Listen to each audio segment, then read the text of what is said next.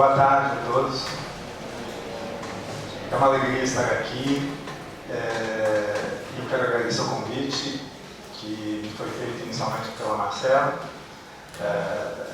e aqui pelo organizador, enfim, desse evento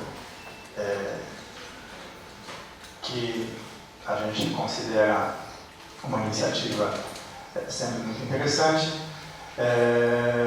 quando essa iniciativa pode criar uma espécie de bufada de tempo para novas experimentações e talvez para suspensões das nossas atividades corriqueiras, cotidianas, que urgem com suas demandas, e nós, como bons cidadãos, sempre com muita diligência, atendemos essas demandas. E quando a gente está ocupado em atender demanda, raramente a gente tem ocasião de se problematizar, de se questionar, de suspender nossa vida tão atarefada, porque afinal as respostas urgem. E é como um luxo, talvez, a suspensão das nossas tarefas, dos nossos objetivos, dos nossos engajamentos, ainda mais uma sociedade que tanto elogiou e investiu no engajamento, inclusive no engajamento social, principalmente no engajamento social. Engajamento social como uma espécie de missão de todos nós que nos sentimos homens de bem ou com alguma missão para cumprir. Esse engajamento ele foi inflacionado desde as revoluções socialistas do início do século XX, meados do século XX. Eu digo isso porque geralmente a gente se põe numa posição natural. Nós, naturalmente, somos bons, ou temos boas intenções. Naturalmente, nós temos uma alma, uma consciência, somos um sujeito que pode se formar, se estruturar, fortalecer o caráter, investir no ideal e no cumprimento desse ideal. Raramente a gente se questiona quem somos nós. Mas de pronto nos pomos a falar sobre a alma, sobre a consciência, sobre o sujeito, sobre nossa psique, nossa mente, nosso corpo. E mais, não falamos apenas em nosso nome. Queremos isso que interpretamos ser o melhor para nós, para os outros, porque afinal somos homens de bem. E quando os outros não têm isso que nós idealizamos, a gente logo tenta interpretar. E aí, todas as correntes vão ter suas interpretações. O que falta a fulano e a ciclano? Fulano tem alguma necessidade especial? Fulano é um doente mental? Fulano é um deficiente físico? Ciclano é um anormal? Tem uma alma perversa? Enfim, nós multiplicamos os modos de interpretar a distância do modelo que nós criamos para nós mesmos. E realmente isso vai tomando uma dimensão assustadora, ao meu ver. Assustadora, tanto mais quanto menos a gente se questiona sobre o que de fato age sobre nós E o que nos constitui? Que forças são essas que constituem o homem? Quais as forças do homem? E, na ignorância, nós acabamos por confundir isso que em nós é um mero efeito, como sendo uma causa primeira, fundamento da estruturação de nós mesmos. A partir de um estado não apenas de corpo, não apenas de mente, mas um estado de desejo. A partir desse estado, nós interpretamos um substrato em nós. E nossa mais velha crença, nosso mais antigo preconceito, a crença na alma, o preconceito da alma, vai ganhando nomes cada vez mais modernos. E, obviamente, como nós continuamos acreditando em natureza natural, ou então até acreditando numa forma humana, verdadeira e essencial, porque no fundo acreditamos todos em Deus, somos todos crentes, por mais cientistas, ateus e progressistas que sejamos, nosso modo de vida nos trai. Nós manifestamos tudo aquilo que nos deixa aparentemente à frente do nosso tempo. Mas nós nos deixamos trair pelo modo de vida que levamos. E basta a gente mapear um pouco o nosso desejo, os investimentos de desejo, onde os nossos desejos estão enganchados, engatados, e quais os encostos que ele carrega, o nosso desejo, para ver o quão piedosos nós ainda somos, o quão conformistas e adeptos de uma espécie de descrença na vida que constitui o nosso apego à vida em geral. Eu estou aqui falando de um jeito, talvez me expressando de um jeito um tanto misterioso, mas eu acho que já vai ficar claro. Nós adoramos falar em valores, inclusive gritar aos quatro cantos, nas quatro direções do mundo, o quão esses valores são valorosos e como nós estamos comprometidos em implementá-los.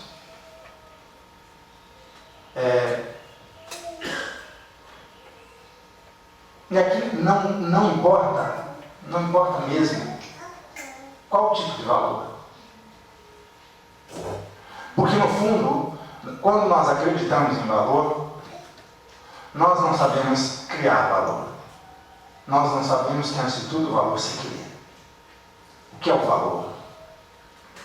O valor, se ele não coincide com o horizonte da nossa vida, ele não é nada.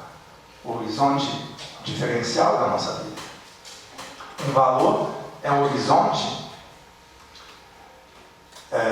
cuja direção nosso desejo investe como sendo a mais importante, como uma espécie de significante dominante, sem a qual esse sujeito não se constituiria. Esse sujeito igualitário, humanista, democrático, inclusivo, pertencente, que adora se empoderar e empoderar os outros.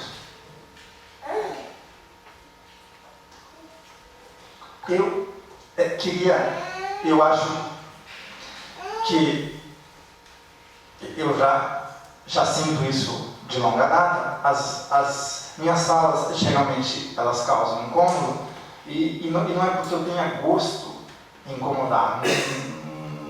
De fato, a questão de agradar ou desagradar é um efeito que eu não posso me privar. Eu não posso dirigir as minhas falas em função do efeito que elas vão causar. E aí, o que me preocupa, na verdade, é o que nós estamos fazendo de nós mesmos. Né? E nesse sentido, se a gente faz parte de uma faculdade de psicologia, ou de uma faculdade de educação, ou de uma faculdade qualquer, ou de uma instituição que nós frequentamos, que nos dará uma formação suficiente para nos autorizarmos e, em nome dessa autoridade, desse título, dessa competência, exercer uma eficiência organizadora da sociedade, sem a qual a sociedade estaria, de alguma maneira, menos provida.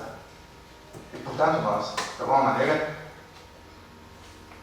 nos sentimos servidores dessa sociedade.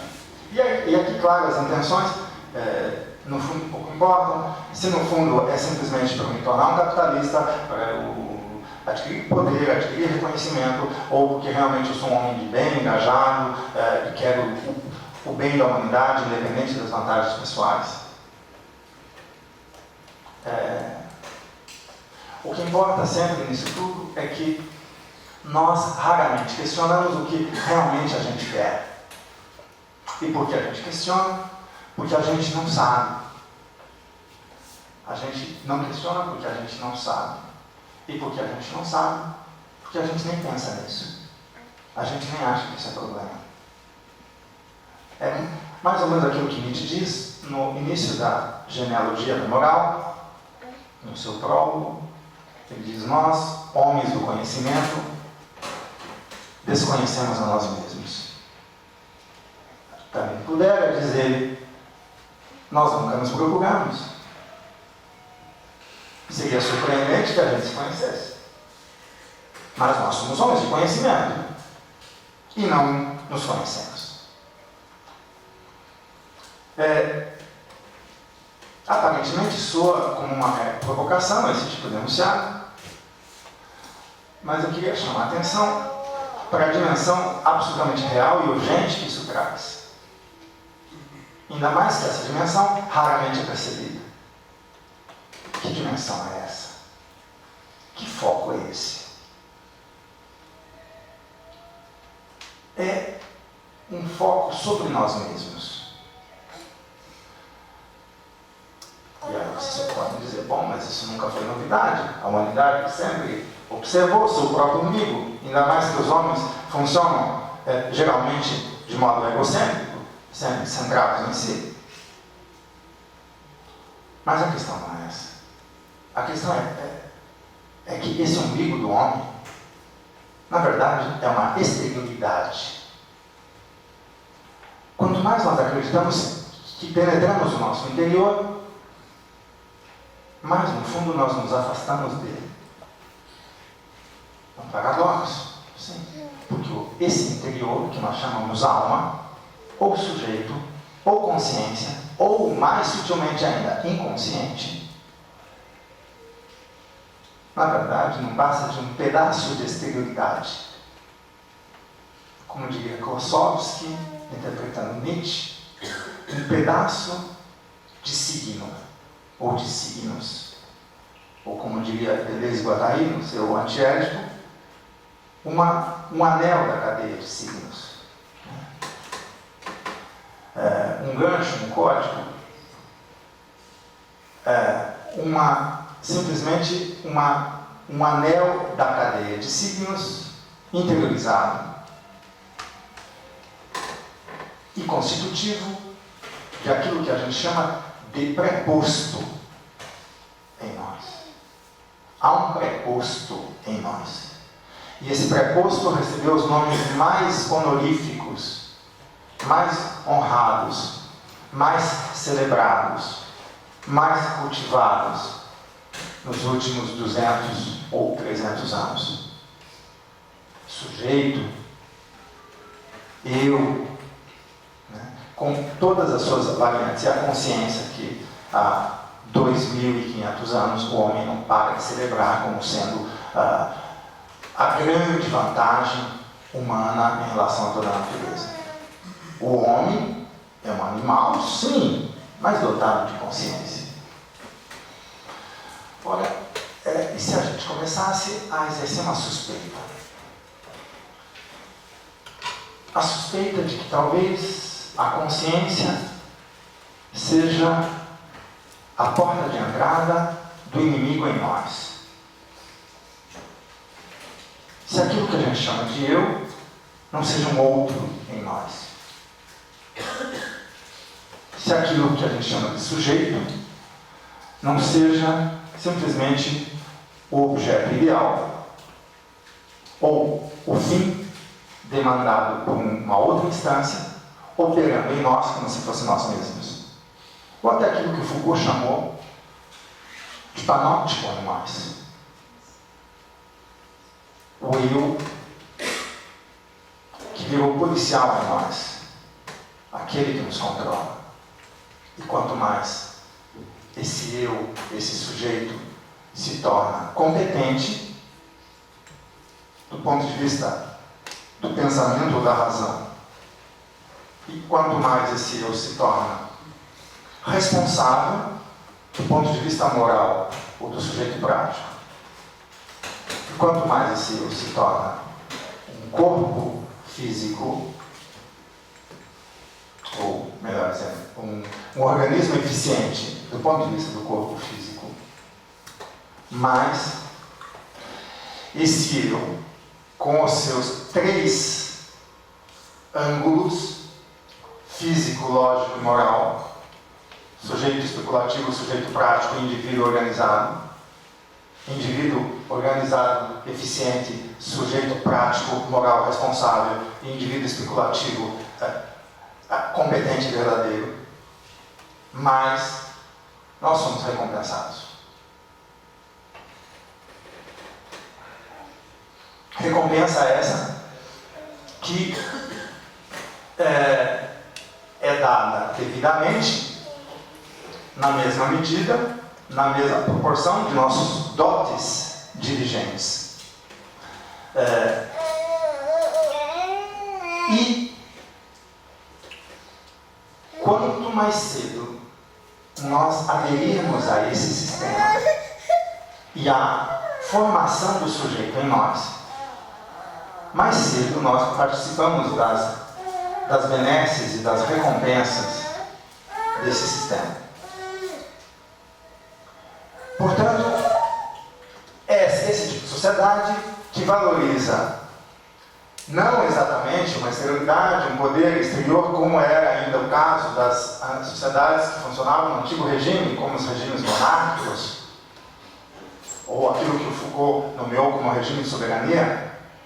Não, agora as sociedades disciplinares, que já estão quase fora de moda, porque o policial já está dentro de nós, ela já cumpriu muito bem o seu papel, vem cumprindo cada vez mais, a ponto de que daqui a pouco não vamos precisar de nenhuma gaiola física, assim como já acontece na Holanda, os presídios já estão esvaziados. Nenhuma gaiola física, porque temos todas as gaiolas semióticas interiorizadas. Somos prisioneiros de nós mesmos, escravos de nós mesmos, mas obedecemos também apenas a nós mesmos, acreditamos nós. Nós valorizamos tanto o eu, o sujeito, o indivíduo. Somos agora, não existe mais nem empregado, nem patrão, né? Somos empreendedores de nós mesmos. Isso é o capitalismo, não é o socialismo, é o capitalismo. Somos empreendedores de nós mesmos. Algum mal nisso? A questão não é essa, a questão é saber o que acontece com a nossa vida quando a gente assim funciona. assim a gente deseja se constituir como empreendedor de nós mesmos. Quem é esse nós mesmos? Quem sou eu? O que me constitui? O que eu quero? Qual a natureza do meu desejo? Que objeto é esse que eu invisto para consumir de modo que eu imagino que ele me dará tudo o que eu preciso? Seja progresso, felicidade, amor, riquezas, poder, seja lá o que for. De que se trata, efetivamente? Esse questionamento a gente se faz. Eu digo isso novamente para não a título de tornar a minha fala prolixa ou confusa ou misteriosa, mas como uma espécie de introdução para fazer a seguinte questão, não apenas a vocês, mas a nós de modo até difuso, diluído. Nós já nos questionamos qual a necessidade da educação, qual a necessidade da psicologia, da psiquiatria, da psicanálise, e até de outras práticas e de outras instituições. O que a gente quer com essas máquinas, com essas instituições? Por exemplo, a família. O que é ser pai, o que é ser mãe? E por que nós precisamos da escola? E por que nós precisamos de psicólogos? Psiquiatras ou psicanalistas? Eu vou doravante simplesmente generalizar, chamar de psicólogo. O que é um psicólogo? O que é a psicologia? Psique denota que o objeto dessa lógica, desse pensamento essa instância mental, essa dimensão mental, que muitas vezes a gente confunde com o cérebro, muitas vezes a gente confunde com as paixões até do corpo. Esse objeto nosso é tão maltratado, em última instância, que raramente nós, estudiosos da psique, sabemos o que é essa psique. A não ser como é feito. Como é feito em nós. O que a psique faz em nós? O que é a psique? Qual a dimensão corporal dela? Qual a dimensão incorporal dela? E o que acontece com ela, segundo o modo como a sociedade propõe para que ela pense, para que ela se apaixone, para que ela desencadeie ações? O que acontece com essa psique, com essa mente? Minha questão é a seguinte: eu acho que nós sofremos dessa psique, nós padecemos dessa psique, e aquilo que nós chamamos de norma, na verdade, é a nossa patologia mental. A norma mental, segundo a qual psicólogos, psiquiatras, psicanalistas, educadores e outros tantos, antropólogos, sociólogos, filósofos, padres e tantos outros homens de bem investem, geralmente uma norma de nós mesmos, sem a qual nós não continuaríamos o poder que essa formação social nos propõe. Nem o poder dos outros, nem o nosso. Aquilo que diz Nietzsche é uma mentira sem a qual a vida fraca não consegue viver. Essa norma de nós mesmos. E é impressionante, quando a gente avança na crítica, nós não conseguimos, raramente a gente observa alguém conseguir se liberar da forma do eu, da forma do julgamento, da forma do sujeito, da forma da consciência. Raramente. E por quê? Aquilo que diz Nietzsche no início da genealogia, na sequência, ele diz: também pudera. Desconhecemos a nós mesmos porque nunca nos procuramos, isso não é surpreendente. O que é surpreendente, talvez, seja exatamente a nossa ausência na presença da vida.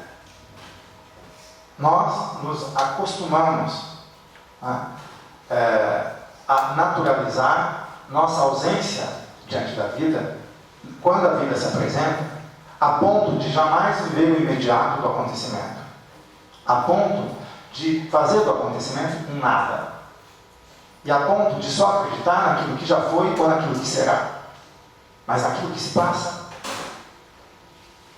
parece que simplesmente isso não existe, você não pega, o devia você não pega.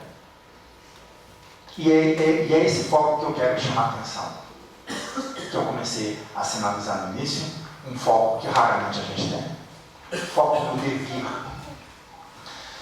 Bom, então seria interessante a gente começar a perceber o que é o devir. Porque o devir é uma coisa tão necessária e tão irredutível que é impossível que ele não esteja em curso em qualquer momento, em qualquer espaço, em qualquer situação. E aí a gente diz, ora, mas o dever é justamente aquilo que o homem menos percebe. Aí vocês me dizem, ora, mas isso é mentira, porque o homem o tempo inteiro ele percebe a mudança, ele percebe que ele está com frio, está com calor, ele está triste, ele está alegre, ele está mudando o tempo inteiro, então ele está em devir. Mas nós só sentimos a coisa depois de acontecida. Geralmente porque nós fazemos com que a consciência seja a nossa presença. E como a consciência é sempre retardada, não há jeito, você sente sempre depois que aconteceu. Ou então você espera que vai acontecer, ou teme que vai acontecer, espera até que não aconteça certas coisas que vão ameaçá-lo. Mas aquilo que se passa enquanto acontece, nós não percebemos raramente. Por que seria tão importante começar a focar nisso? E por isso eu volto para a questão, o que nós queremos quando fazemos psicologia?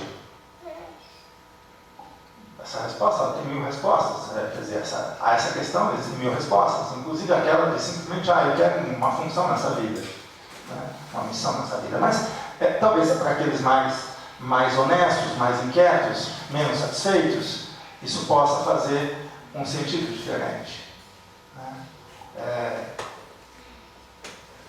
O objeto da mente,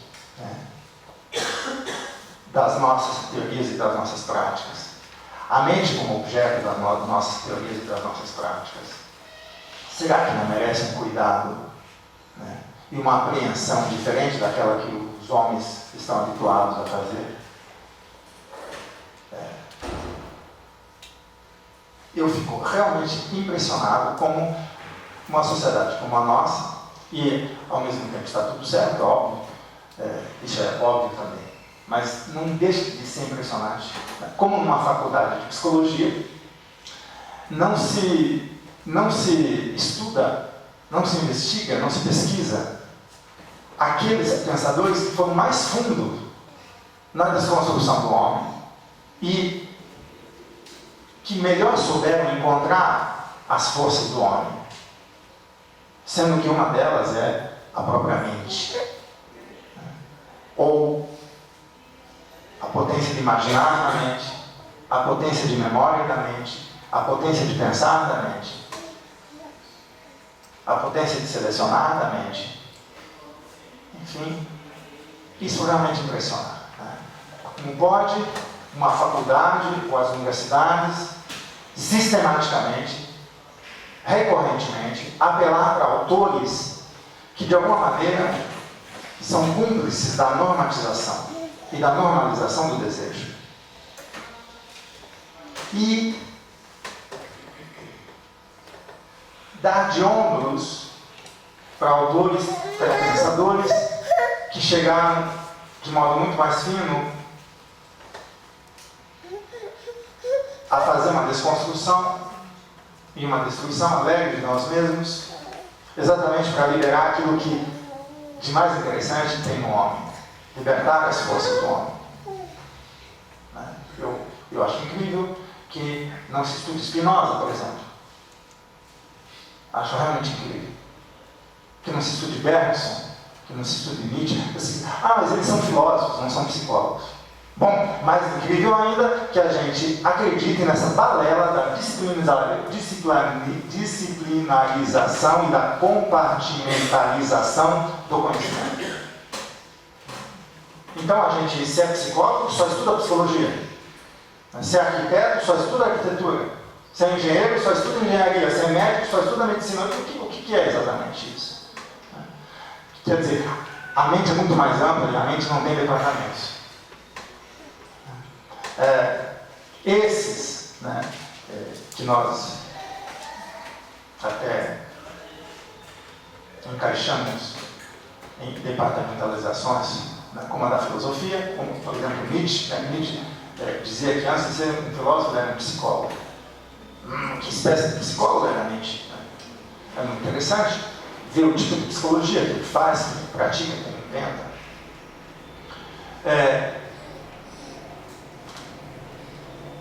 Nietzsche se fazia uma questão interessantíssima, que inclusive é uma questão que funda aquilo que ele chamou de método genealógico. Ele se orgulhava muito da invenção desse método. E ele dizia o seguinte: ora, sempre que o homem deseja, e isso Spinoza já dizia, Spinoza foi um dos maiores desconstrutores dessa ilusão de consciência que os homens têm, que é a ilusão da finalidade.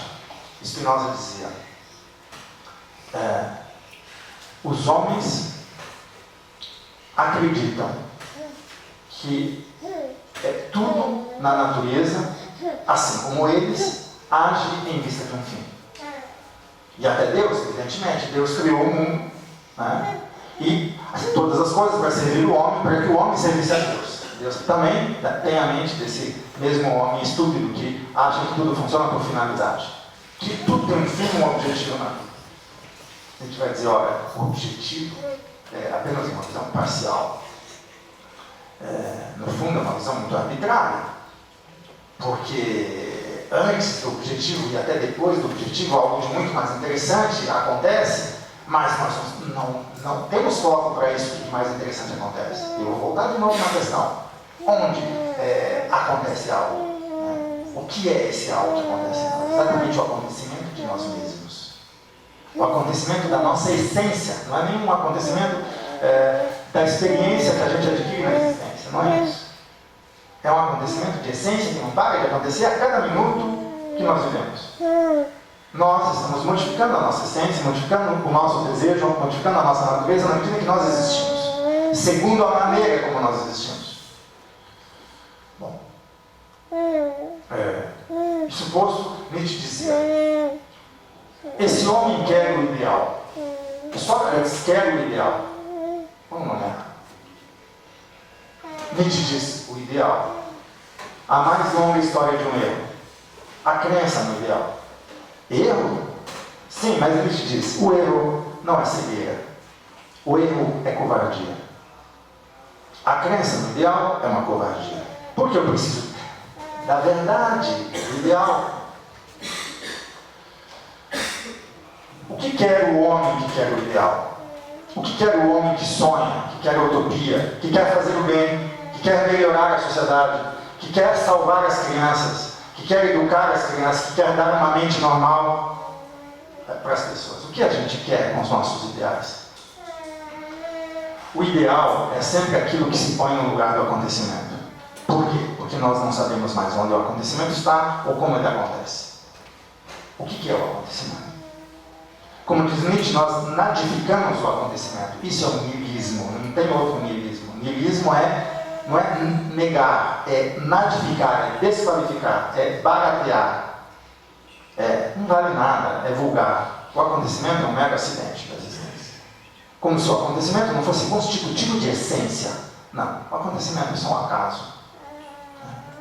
A essência é uma forma muito nobre, ideal, que não estaria nesse mundo corpóreo de qualquer maneira. Ou não se deixa afetar por esse mundo. Bom, enfim. E aí o Nietzsche diz, o que é Sócrates ao querer ideal? Sócrates, diz Nietzsche, ele zomba, porque é muito bom brincar e zombar também, fazer com as nossas maldades. Por que as maldades elas são interessantes? Exatamente na medida em que as maldades são inocentes ou têm muito humor. Elas ajudam a gente a se autodestruir naquilo que deve ser destruído. Exatamente para que a gente se libere naquilo que deve ser focado. Nietzsche dizia, Sócrates, um homem velho, feio e cansado, precisa do ideal. Ele invocou um elemento estético aqui, né? Ele invocou um elemento energético aqui, ele invocou aqui um elemento da idade, da perda do tempo. Sócrates velho, o que é velho? Velho é aquele que não vive no seu tempo, é aquele que não bebe da fonte do acontecimento. Isso que é velho. Velho não é uma questão de idade. O que é feio? Feio é o impotente,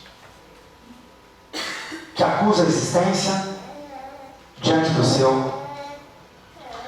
da sua falta de humor, inclusive com as suas dores. E o que é cansado? Exatamente isso, que não consegue se transmutar, que não consegue aproveitar o que de ruim acontece na existência. Bom,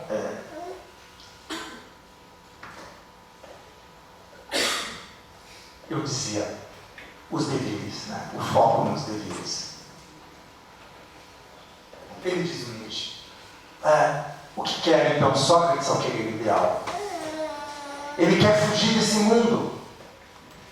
Assim como o padre que diz que o outro mundo vale mais do que esse, que a outra vida será melhor, a vida eterna é mais interessante, é mais verdadeira. Essa é apenas uma aparência ou apenas uma espécie de via sacra, via crucis, para que nós cumpramos o pagamento de algumas dívidas que nós temos. Na verdade não são algumas dívidas, é uma dívida muito grave, porque é uma dívida de existência, é uma dívida infinita. Nós paramos de pagar a dívida, por isso que sofremos, por isso que essa vida, nós vivemos nessa vida imperfeita.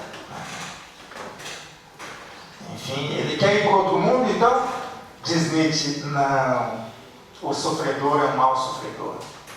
Ainda apelando para a mentira do outro mundo, ainda apelando para a mentira do ideal, ele quer, na verdade, prolongar esta vida fraca, doente, cansada, envelhecida, esgotada, né?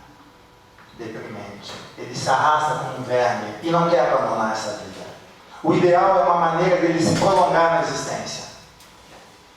Será que nós, ao investirmos na psicologia, na educação, nas mentes bem educadas, bem estruturadas, na competência, na eficiência, na responsabilidade, nós não investimos no modo de prolongar a vida e no modo de amenizar as nossas dores? Será que não é o nosso modo piedoso de ser? Todo mundo merece casa, comida, roupa e um eu bem estruturado? Talvez seja essa compaixão do homem pelo homem que mantenha o homem em estado de verme. A piedade é a pior das crueldades. E é esse questionamento, essa provocação que eu quero fazer aqui. Né? Porque o título que deram para essa nossa fala é biopolítica, não é isso? Produção de saúde e de educação, é isso? De educação e saúde. Bom, biopolítica. Vamos começar a brincar um pouco com as palavras. Biovida, né? Política da vida. Política é o poder da vida ou sobre a vida. Que a política é um governo de nós mesmos, um governo dos outros sobre nós, nós sobre os outros, ou um governo de todos sobre todos. Quem comanda o quê e para quê? Que vida é essa? É a vida genérica? A vida, toda a vida deve ser defendida. Mas que vida? É essa vida de verme? Essa vida de animal rastejante? Né? Essa vida que faz prolongar a nossa miséria em função de formas que nos nos vão recompensar, vão nos empoderar, vão devolver ou nos prometer a salvação.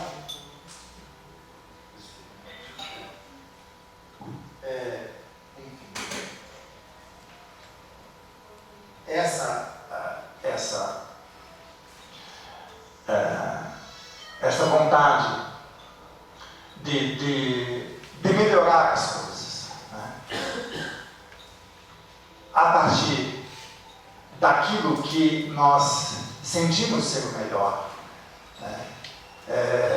Mereceria um questionamento mais cuidadoso, né? A partir de uma espécie de lição de casa, né? A partir de uma espécie de autocrítica, e uma crítica que não teria nada a ver com uma espécie de humilhação de si, ou de um abandono de si, ou de uma desqualificação de si. Não uma crítica ressentida, nem uma crítica com má consciência, nem uma espécie de ódio de não sobre o outro, nem uma espécie de ódio de não sobre nós mesmos, mas uma crítica alegre, que de fato nos liberasse dos nossos preconceitos e das nossas superstições. E o pior dos preconceitos que o homem vive é a crença na alma, é a crença no sujeito, é a crença nessa instância interna original que seríamos nós.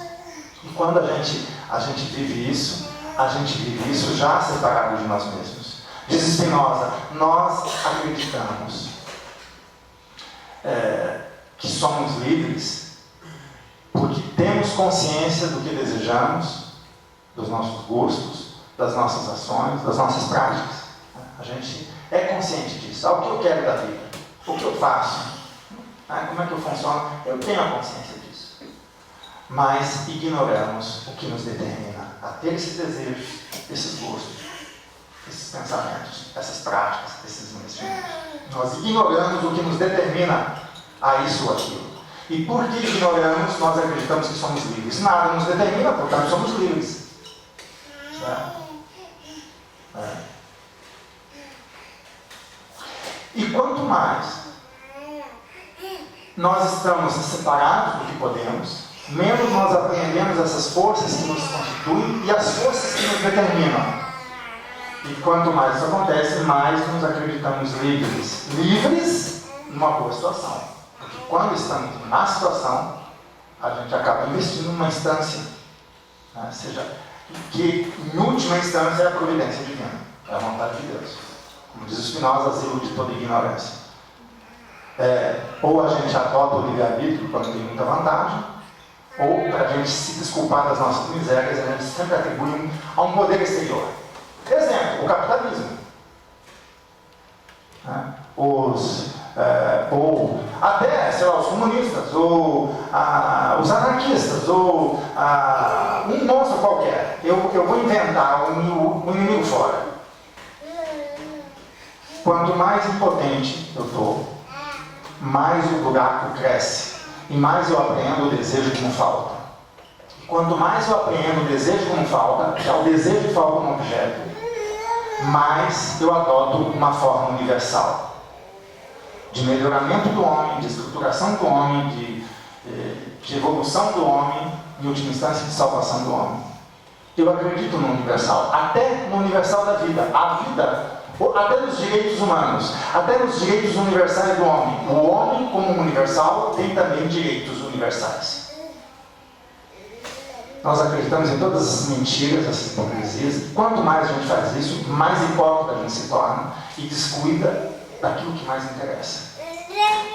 Mais covarde, claro, não tem como. Não se trata nem de julgamento, isso não é julgamento de forma alguma, é só uma constatação. Por que a gente se torna covarde? Porque a gente fica mais fraco. E por que a gente fica mais fraco? Porque a gente não observa exatamente o que é o dever. O dever é aquilo que a gente se torna no modo de vida que a gente leva. Mas a gente quem? E se torna o quê? A gente enquanto força que nos constitui. A gente enquanto potência. Há uma potência, há uma força em nós que se modifica.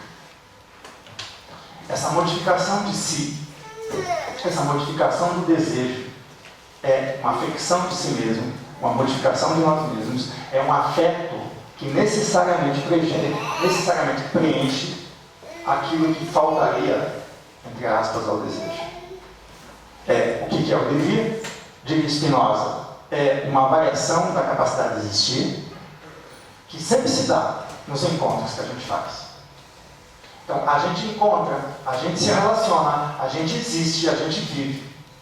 E cada ato de existência, a gente fica mais forte ou mais fraco, mais alegre ou mais triste, ama e odeia. E assim vai. A gente se preenche de afetos, de paixões ou de ações, se eventualmente a gente é ativo no encontro que a gente faz. Por quê? Porque aquela modificação de nós mesmos ou do mundo dependeu apenas de nós. Aí sim seria uma ação. Então, eu queria começar a questionar. Nós temos uma hora e meia, né, de fala, segundo o que foi me solicitado, e mais meia hora de conversa. Então, eu acredito que já usamos um pouco mais de meia hora, quase uma hora, talvez.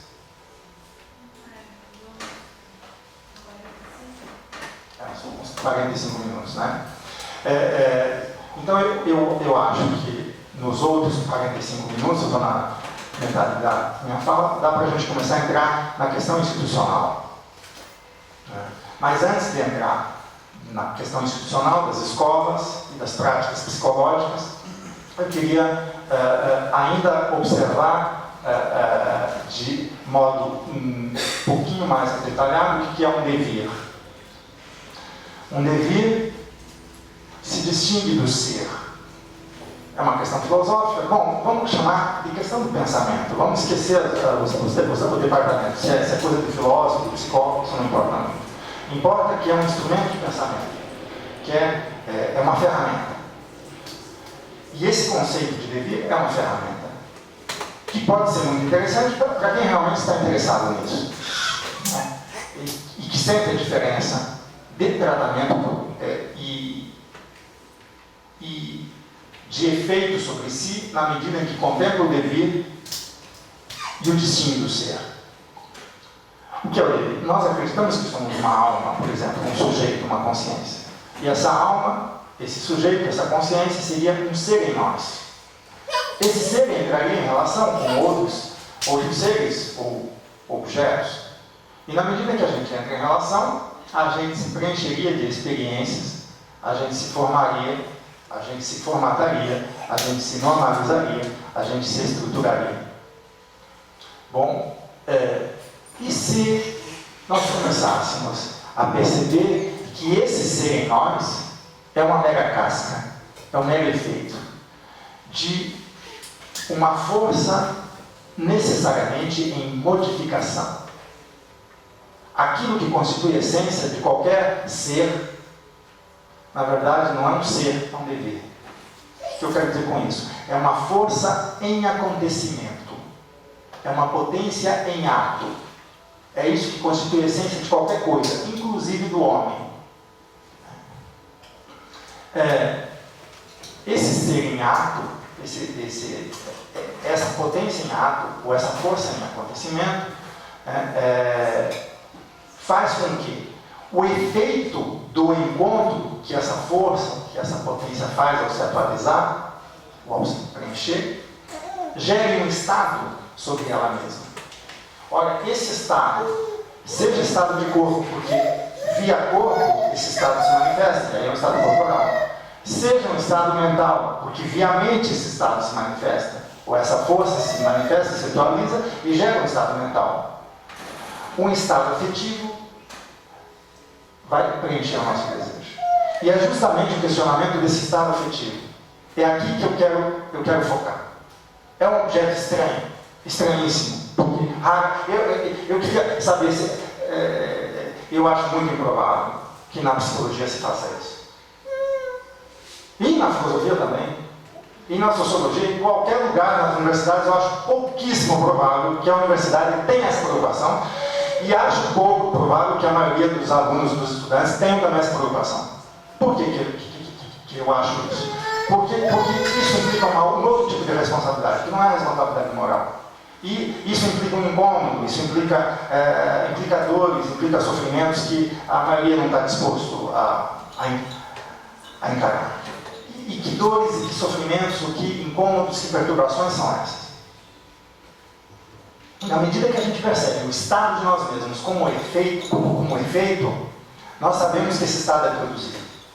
Mas nós sempre acreditamos que o estado era a causa, que a gente era uma substância. Ora, esse estado é produzido em nós. O que eu quero dizer em uma palavra: o homem é fabricado nos acontecimentos da vida. Assim como Foucault dizia, não existe o homem tem 200 anos e daqui a pouco ele vai acabar. Por quê? Foucault estava falando desse homem fabricado, do humanismo. O homem humanista foi inventado no final do século XVIII. A alma desse homem, o corpo desse homem, a responsabilidade desse homem não existia antes do capitalismo. Ora, mas nós somos psicólogos dessa sociedade, desses homens que foram fabricados há 200 anos. Nós somos educadores desses homens. Nós somos pais, mães, filhos, etc., desses mesmos homens. Né? E nós investimos na formação desses homens. Então nós acreditamos em objeto natural, em sujeito natural. Ora, esse sujeito natural tem que ser fabricado, como diz Nietzsche, o real, antes ele tem que ser inventado. Foi fabricado. Diz Nietzsche, só a esquerda não percebe que as coisas elas são fabricadas. A direita, ela inventa as utopias dela e vai lá e fabrica a utopia. Porque o lugar, o não lugar, ele é inventado, ele é fabricado. E depois ele passa a existir. Olha, ele não existia, mas agora ele existe. E o tempo, a mesma coisa. O tempo não é o tempo que ocupa, é o tempo que se fabrica. Então, se o homem é fabricado, como que ele se fabrica? Do nada, mágica? Deus vem e cria esse homem, aí vamos aniquilar com ele, vamos inventar outro agora. Do nada? E a gente veio ao furo, a gente existe aqui nesse meio corporal, sensível, nos nossos gestos, com a nossa maneira de ocupar os espaços, de organizar, de usar o nosso corpo, nosso regime sexual, nosso regime alimentar, nosso regime de sono, nosso regime de vigília, nosso regime de deslocamento de transporte, nosso regime de luz, nosso regime de som, nosso regime olfativo, gustativo, tátil, nossos vários regimes. Nós existimos nesses regimes. E no regime você é cúmplice. Você está sofrendo, você está recebendo e dando e colaborando com essa maneira de usar o corpo. E está se fabricando a si mesmo e fabricando os outros. É a mesma coisa a mente.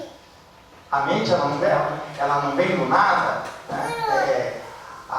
Essa dimensão semiótica, essa dimensão incorporal do homem, né? Que se manifesta, que se concretiza através do uso da linguagem, por exemplo. Nós praticamos a linguagem o tempo inteiro. E eu estou aqui falando agora, e me ouvindo a mim mesmo, vocês estão me ouvindo, daqui a pouco vocês vão falar também, enfim. A gente fala e ouve, a gente lê e escreve. Enfim, a gente usa esse meio semiótico, a gente é cúmplice disso. E isso nos forma, isso cria sujeito em nós, isso cria consciência em nós, isso cria objetos ideais e corporais, que não existiriam se a gente não usasse a linguagem. E são com esses objetos que a gente se orienta no mundo, que a gente goza, inclusive, que a gente cria futuro. Né?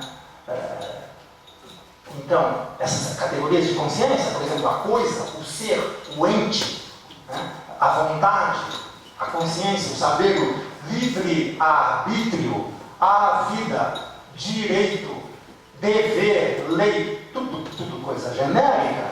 Né? A gente adota generalidades como instrumentos sem os quais a nossa vida deficiente desmoronaria. Precisamos dessas muletas. Por que precisamos delas? Porque não nos encontramos no Nietzsche, nunca nos procuramos, não queremos nem nos pensar, nem sonho a gente pensa em nos procurar, porque temos medo do que vamos encontrar. O que nós vamos encontrar? Forças em nós, que podem ser bem perigosas mesmo. Né?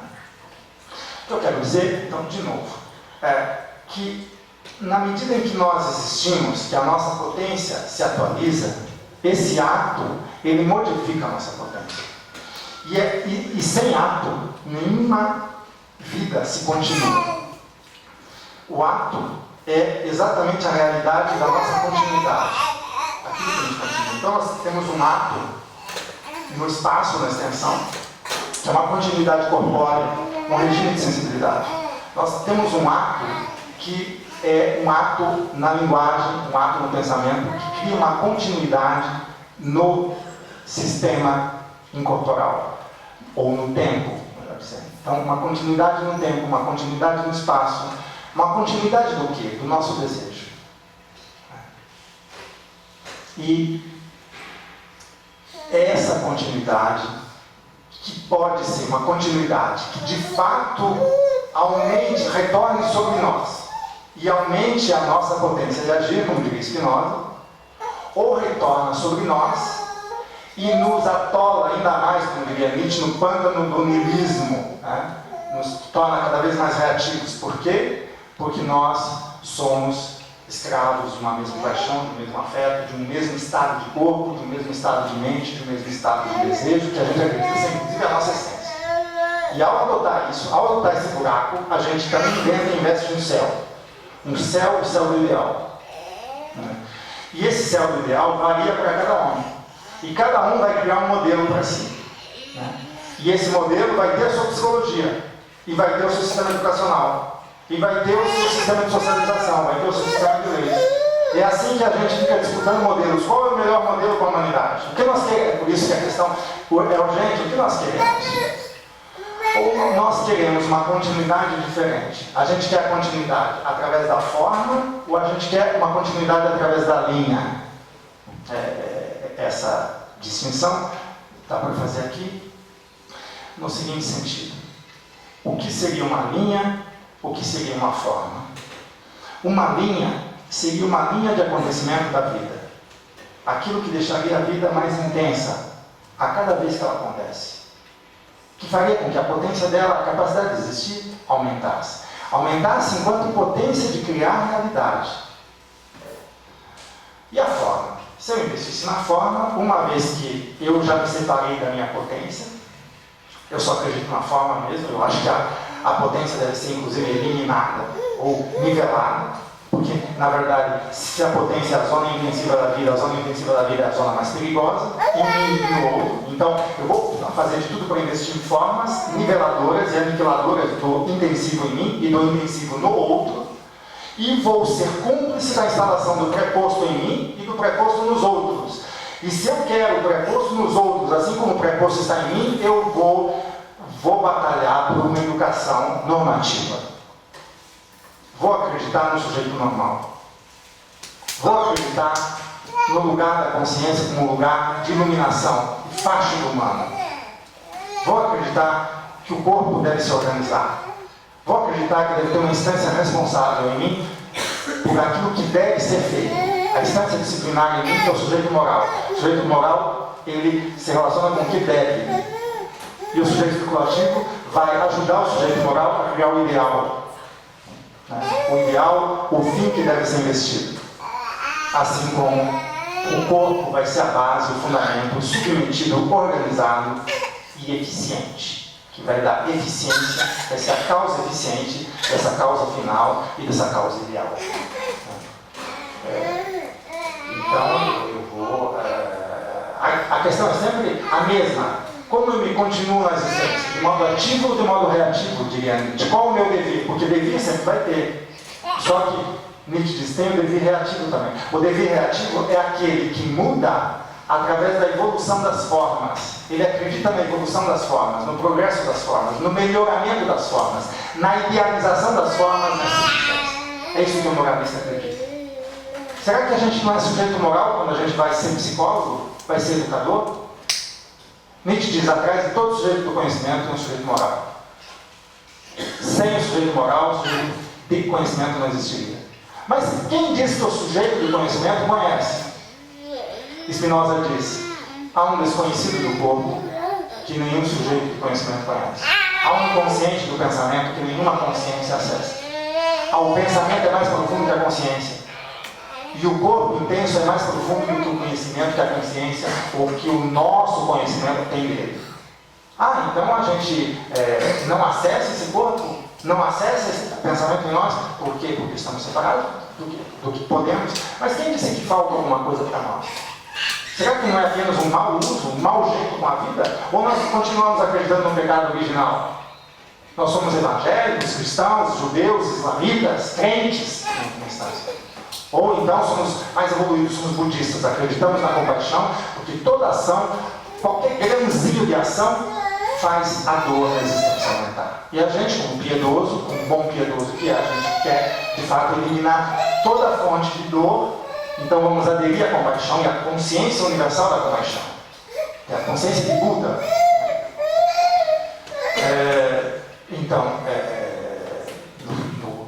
No fundo é isso. É por isso que eu volto para a questão, o que nós queremos. Porque não adianta a gente querer se instruir aqui na universidade. Vamos fazer um evento porque, olha, a matéria tal, o professor tal é muito chato, o cara é muito reacionário, ou então o outro é muito marxista, o outro é muito não sei, muito deleuziano, o outro é muito não sei o quê, sabe? Mas o que a gente quer? A gente quer uma verdadeira universidade, um verdadeiro curso de psicologia? E se os cursos falsos fossem mais interessantes que os verdadeiros? Porque ao menos os falsos fazem você variar mais, pensar mais, quem sabe? Porque o verdadeiro curso de psicologia talvez seja terrivelmente enganador. E o que o psicólogo vai fazer nas escolas? Que intervenção que se quer nas escolas? Os professores estão doentes. As crianças também. Ritalina para elas.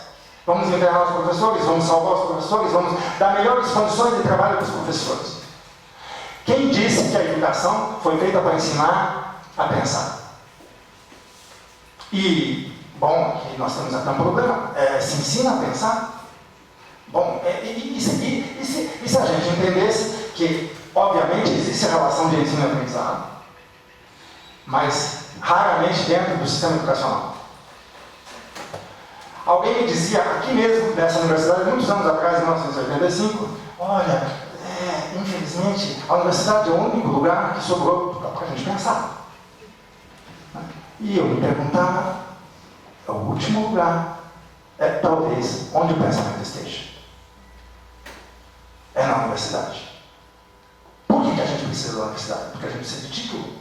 De reconhecimento. Mas sem título, como é que você é reconhecido? Como é que eu posso exercer a psicologia? Bom, isso é um falso problema, porque eu posso até usar o meu título. Eu sou arquiteto de formação. Nunca fiz filosofia. E daí, o que importam os títulos? O que acontece, no fundo? O que eu quero para a minha vida? O que eu quero, assim como sociedade, em meio de me relacionar? Com que tipo de homens, mulheres, crianças, velhos eu quero me relacionar? Com que tipo de natureza? O que de fato faz com que a minha vida salte, se torne extraordinária, seja realmente uma vida autêntica, de verdade, interessante, melhor do que a verdade. Uma vida interessante. Porque as vidas verdadeiras são vidas mentirosas, no fundo. Vidas interessantes, vidas intensas. Vidas onde algo se passa e essas vidas fazem a diferença ao existir. Como é que a gente faz isso? Ora, a gente tem que se perceber, porque não falta nada para ninguém. Como diz o Spinoza, ao cego não falta visão. A visão só falta do ponto de vista daquele que tem olhos para ver. O cego não tem olhos para ver, ele tem outras coisas. Como é que você define uma coisa por aquilo que ela não tem? Então nós vamos definir as nossas crianças por déficit de atenção. Quem roubou a atenção dos bebês? Olha para um bebê. O bebê é a coisa mais atenta que existe, mais concentrada. Não faz nenhum jogo faz até jogo de faz de conta, até inventa brincadeiras com a pura presença. Aí depois a gente reclama das crianças com déficit de atenção, inventa salas especiais. Ou então, faltam verbas para a educação. Eu desejo profundamente que tenha cada vez menos verba para a educação. Mas desejo de coração, olha, não é nenhuma provocação isso, não é um desejo profundo mesmo. Eu queria que acabasse a verba para toda a educação. Porque o sistema educacional, ele nunca foi feito para fortalecer a vida. Esse sistema educacional foi feito por esse tipo de formação social. Sabe? Então, aí esse tipo de formação social também criou funcionários da mente. Ou corretores da mente, assim como criaram assistentes sociais para policiar as famílias que não funcionam direito, que não educam bem seus filhos, que não controlam bem seus filhos, que vai dar em vagabundo, em delinquente. Mas o próprio capitalismo precisa de uma quantidade de delinquente, uma quantidade de vagabundo, sem o que ele não existiria. Quem disse que o capitalismo quer acabar com a delinquência, com a miséria? Quem disse que as escolas querem ensinar a pensar? Quem disse que a psicologia quer ensinar a ter uma mente saudável? O que é a doença e a patologia mental? A patologia mental é a impotência de pensar. Isso é patologia mental. Como diria Stamira, que era classificada como doente mental, ela diria assim: olha, eu sou perturbado, tá certo, mas deficiente eu não sou. Eu toco a minha vida, eu faço tudo, a minha vida está nas minhas mãos. Eu até lidero um banco lá no lixão, tenho a minha casa, faço a minha comida, não peço nada para ninguém, não dependo de ninguém. E ainda vou lá no posto de saúde, vem aquela copiadora daquela psiquiatra e me receita aquele remedinho, sempre igual, que tal de diazepam lá. Ela diz assim. Então, ela diz, deficiente não. Trabalho sim, sacrifício não. Clareza incrível. O que é a perturbação? Perturbação é excesso de intensidade. Claro que isso pode ser deficiência para quem está habituado a controlar a intensidade. Ou querer inocular intencionalidade àquilo que jamais vai ter. O intensivo jamais é intencional. O intensivo não tem finalidade. O intensivo ele é via de mão dupla. Ao mesmo tempo que ele vai e volta sobre ele mesmo e se intensifica. E o que a gente faz com o intensivo? Ritalina no intensivo. É hiperativo. Aí ela diz assim, Samira, me dá esse remédio aí, se eu já sou louca, eu fico mais louca. O que é a violência? A violência, na verdade, é uma violência institucional. Esse descuido com a diferença sutil que todos nós somos e temos em nós. Esse descuido com a diferença. Não saber afirmar a vida, não saber afirmar a diferença. Por que a gente não sabe? Porque a gente ignora a singularidade. A gente ignora o acontecimento virou um nada, virou um mero acidente. O que vale? Vale o genérico, vale o universal, vale a norma. Se eu estou dentro da norma, o cara é bem coeso, ele é bem consistente. Ele fala tudo encaixadinho, com formas, tem um discurso perfeito. Por quê? Porque o universal se encaixa com o universal. Por que se encaixa? Porque os estados de corpos e de mentes e de desejo dão a ilusão de permanência. Enquanto a vida está morta, eles estão acomodados naquela forma. E aquela forma, se ela é mais ou menos, eu vou investir para que ela se melhore e se torne real. E eu vou sempre achar que o universal é a salvação de tudo e vai eliminar a parcialidade passional das partes, que inocula a doença, que inocula crime, que inocula desorganização, que inocula vandalismo, que perturba a sociedade. Eu sou um homem de bem, eu quero que a sociedade funcione bem, eu quero que os meus filhos, que os filhos dos outros, que os meus irmãos, os meus amigos, os meus pais, sei lá quem for, eu quero que todo mundo tenha saúde mental, seja equilibrado, seja normal, seja um bom sujeito, que faça as suas distinções. Então, vai muito nesse sentido, sabe? Eu acho que eu tenho pouca coisa a dizer, ou nada a dizer, aqueles que realmente não têm esse tipo de preocupação. E também não tenho a menor esperança, não me sinto mais triste por isso. Muito ao contrário, quer dizer, se eu fizer com que a minha existência dependa da ressonância daquilo que eu penso e acredito, o que eu pratico, eu estaria perdido porque eu me iludiria com a própria crença na finalidade. E, na verdade, é o seguinte, a lição de casa é: viva de acordo com aquilo que te deixa mais vivo, que te intensifica mais. E porque isso retorna sobre você, o acontecimento é que retorna sobre você. Isso é o devir. O devir é eu não virar outra coisa. Eu não fico imitando o outro. Eu vou me tornar algo na vida. E aí eu invisto no fim. Eu vou me tornar um sujeito autorizado, competente, um sujeito responsável, um indivíduo eficiente. Eu vou ser isso quando eu crescer. Ou então imitar alguma coisa. Ou então fazer como. Fazer como. Não é nada disso. O devir não tem nada a ver com o outro. O devir tem a ver com uma espécie de outrem em mim. É uma modificação de mim mesmo, que me torna diferente do que eu sou. Então eu não tenho paixão por identidade. O meu gosto é ficar cada vez mais diferente de mim mesmo. E para quem sabe afirmar isso, não tem nenhum problema com a loucura. Se isso é loucura, é essa loucura, ao meu ver, que deve ser vivida com plena afirmação e inocência. Porque se tornar diferente de si a cada ato da existência é realmente estar vivo. Agora, querer sempre um solo idêntico a si quem? A primeira fixação de mim mesmo? É isso. No fundo é isso. A minha primeira impotência, a minha primeira separação, eu me agarro àquilo porque eu não sei mais viver sem aquilo. É que num vício inoculado é o círculo vicioso. E aí, claro, quanto mais atolado, mais eu adoro as formas.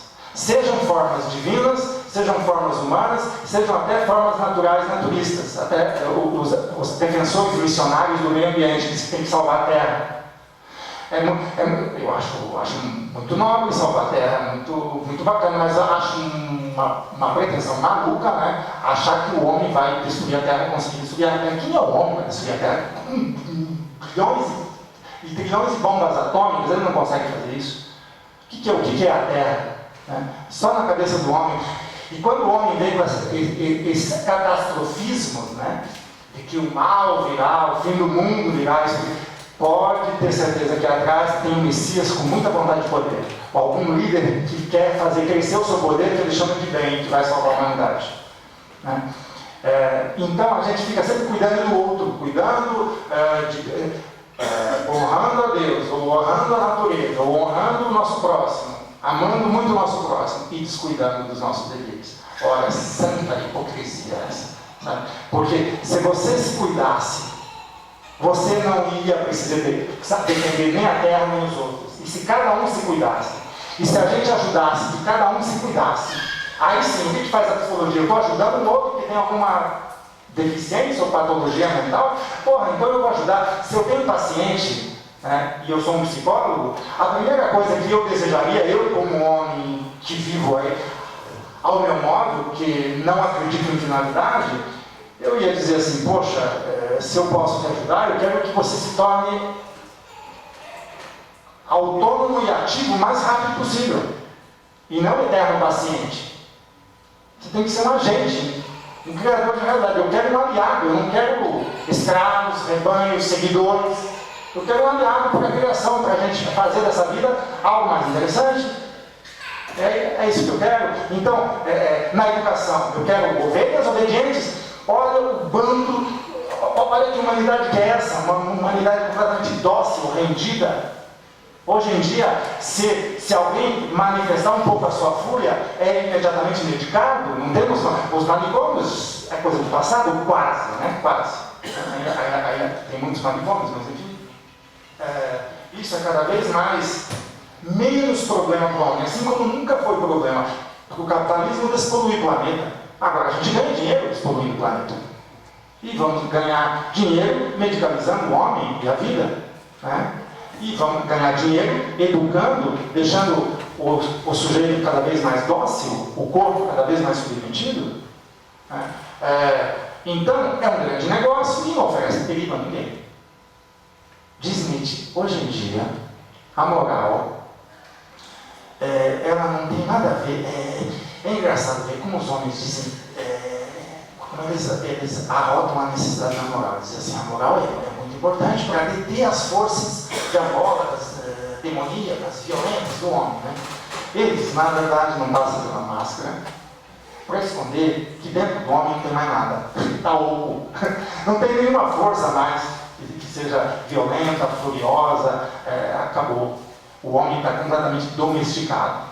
É só olhar os faróis de trânsito. Né? Você vê, às vezes não tem uma viva alma lá. O farol está vermelho. Fica 10 minutos aquela porra vermelha. E você fica lá, estou respeitando a lei.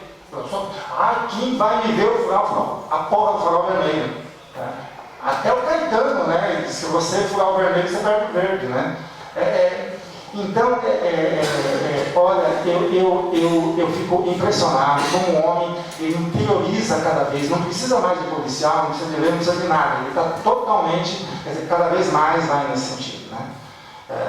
E onde não tem instituições que funcionam direito, vão multiplicar as religiões evangélicas. Né? E os pastores continuam recebendo medalhas né, de bom serviço que o Sazon estava, assim como o próprio Mário Covas tinha dado medalha para um pastor aí, na época que o Mário Covas era governador. Por quê? Né? Então, que escola que a gente quer para a gente? Uma escola, ela forma não apenas a mente, né? Meu tempo está acabando? Não, tem 15 minutos, 10 minutos, 15 minutos. Uma escola,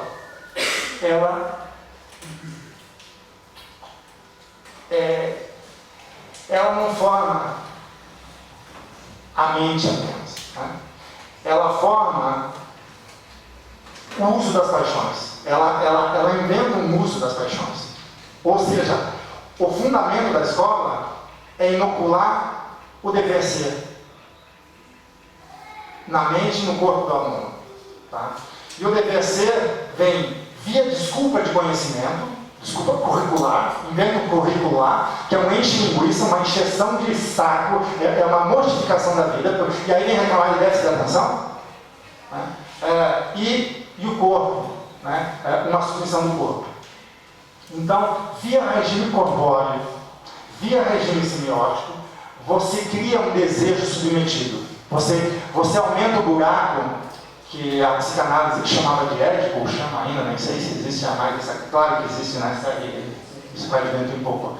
O Édipo, né? Aquele desejo incestuoso e parecido, desejo monstruoso e culpado, o buraco que já existia, que vem desde o berço familiar, ele se continua na escola, e ele é cultivado, ele é aprofundado esse buraco. Mas não se preocupe, porque no lugar do buraco eu crio um céu para você. O céu do conhecimento, o céu do bom comportamento, o céu da organização do seu corpo. Você vai se dar bem. Oi? Eu virei o céu da autonomia. Justo, a palavra mágica. O céu da autonomia é justamente isso. O que a gente chama de autonomia? Eu acho que aqui você acabou de levantar o ponto crítico, porque em nome da autonomia, nunca um poder se instala em nome do mal, obviamente. Todo poder é bom, até o do Hitler. Hitler queria salvar a Alemanha, né? Todo poder, jamais ele vai dizer que ele está em nome do mal. E agora nós somos muito modernos, porque nós falamos em nome da autonomia, é exatamente a ausência de poderes sobre nós. Nós governamos a nossa vida, nós temos a vida nas nossas mãos. Então, para que você seja autônomo, para que você não dependa de ninguém, é o discurso estabelecido. Né? Para que você não dependa de ninguém. E até fala em nome próprio, né? A psicanálise, quando você entra no consultório e vai muito mal, né? Ela te promete que você vai retomar a autonomia e vai falar em nome próprio. Né? E a hora que você enuncia o nome próprio, você diz assim, eu. Quando você diz eu, é um outro em você. Nunca se fala em nome próprio, ao contrário. Você inventa uma mentira, mas bem, como dizem os italianos, você não é vera bem trovato, né? É uma mentira bem contada, que funciona direito. Né? E aquele eu vai ser, na verdade, o teu traidor, o teu desqualificador, o desqualificador das forças mais interessantes em você. Você vai jogar fora o quê? Vai jogar fora exatamente aquilo que no acontecimento vira potência. É isso que eu dizia no início. Nós aprendemos a natificar o acontecimento. O acontecimento é um acidente, mas na verdade o acontecimento é fonte de aumento de potência e de intensidade. E quem tem aumento de potência e intensidade não precisa de poder, nem de forma, nem de muleta, nem de uma continuidade na forma. Ele se continua na linha do acontecimento. Como diz Nietzsche, é o fio de Ariadne. O fio de Ariadne que continua. Então ele vai criar um outro corpo. Não o corpo organizado que a escola investe. É um corpo coeso e intensivo, como diria Arthur, um corpo sem órgãos. Um corpo intensivo. O corpo intensivo não tem intencionalidade.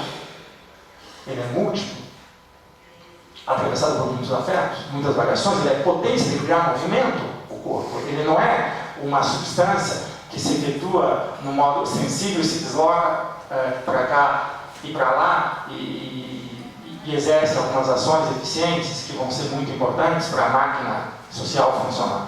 Não, ele é um corpo intensivo. A mesma coisa a mente. O que vai ser a mente nesse caso? A mente, se ela tem uma ideia, ela se torna mais capaz de pensar. E se ela se torna mais capaz de pensar, mais ideias ela vai ter. E quanto mais ideias ela tiver, mais capaz de pensar ela vai ser. Então, a mente começa a ficar viva, é uma potência de pensar. Mas, como é que a potência de pensar aparece? Experimentando. E como é que se experimenta a potência de pensar? Pensando. E como é que se pensa? Bom, nos meios sociais que nós temos, educacionais, psicológicos, sociológicos, seja lá o que for. Esses meios são o lixo, geralmente. Ou produtores de lixo. Eu dizia do meio ambiente. Existe um autor americano, que eu esqueci o nome, acho que é Patterson, se não me engano. Eu acho que o Guattari e o Deleuze se serviam dele, e depois o Guattari escreveu um texto chamado As Três Ecologias. Ele diz assim: uma coisa é ecologia ambiental, outra coisa é ecologia social, e outra coisa é ecologia mental. O que é ecologia? É um meio propício para a vida? Bom, se então existe um meio tóxico para a vida que o homem intoxicou, que é o meio ambiente, não haveria um meio tóxico que é o meio social? A gente não cria toxinas e lixo social nas relações? E esse lixo social nas relações, eles não vêm para dentro de mim mesmo?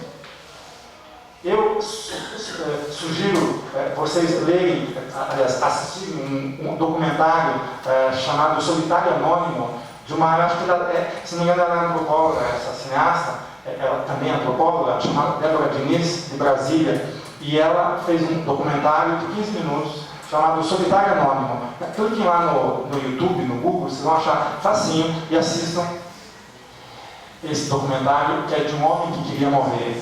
Né? E no final ele é salvo pelas forças de salvação médica, né, na marra com muita violência, e ele ainda protesta, né, em relação a essa violência médica, que obriga, entuba ele na marra, para que ele viva na marra. Né? Ele diz, ela diz a ele: o que é o seu futuro? Olha, o futuro para mim agora é uma hipótese, né? Afinal ele está vivo, ele foi salvo, vivo é uma hipótese. E o seu presente? O meu presente é o que se apresenta, que está aqui agora, essa realidade aqui. E o seu passado? O meu passado é uma montanha de lixo. O cara viveu 50 e tantos, 60 e tantos, nem sei que idade que ele tinha, anos de vida, e tudo que entrou nele virou lixo. Então o que é o lixo mental? E o lixo social? É muito mais importante do que o lixo ambiental. Então não tem que falar em lixo ambiental, mas quem produz o lixo ambiental? É esses mesmos que produzem, antes de tudo, o lixo social e mental. É uma desculpa. Né? É muito importante cuidar do meio ambiente, mas não é muito hipócrita cuidar do meio ambiente e não cuidar de si e das relações sociais. E não por causa do meio ambiente. Não, por causa de si. Nós deveríamos ser bem interesseiros e cuidar de nós mesmos. Eu acho que essa prática de si, esse cuidado de si, não existe a não ser como empoderamento. Essa coisa hipócrita. Nós nos formamos, fazemos cursos, experimentamos, acumulamos coisas, formamos e fortalecemos o nosso caráter. Isso não é cuidar de si.